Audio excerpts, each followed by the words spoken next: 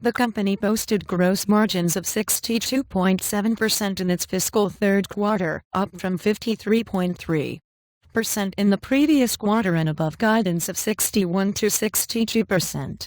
And Cisco's key server business has grappled with competition from so-called software-defined networks (SDN), which offers software that can run on cheap hardware. Lately it has been gaining some traction in that battle thanks to its Nexus 9000 switches, which can adapt to flows and workloads brought on by cloud computing and big data. And it is about as solid of a quarter as you can expect, said analyst Zeus Kerravalla at ZK Research. And seeing gross margin get back up above 62% is certainly good news for investors and should help alleviate some of the concern that their business is being commoditized, he said. And Total U.S. product orders rose 7% from 1 year ago, with enterprise and commercial orders rising more than 10%. Order strength in Northern Europe was up 4% year-over-year.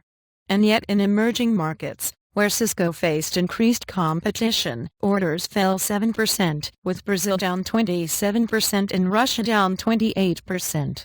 And Nexus 9000 grew to a user base of 175 customers, up from 20 customers last quarter. And the traction we are seeing with application-centric solutions gives me confidence that we are leading the disruption of SDN, said Cisco's Chief Executive Officer John Chambers.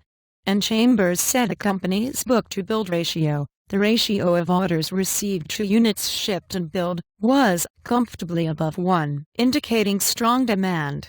And the company gave forecasts of earnings per share of 51 cents to 53 cents, and a gross margin of 62.7% for the fourth quarter.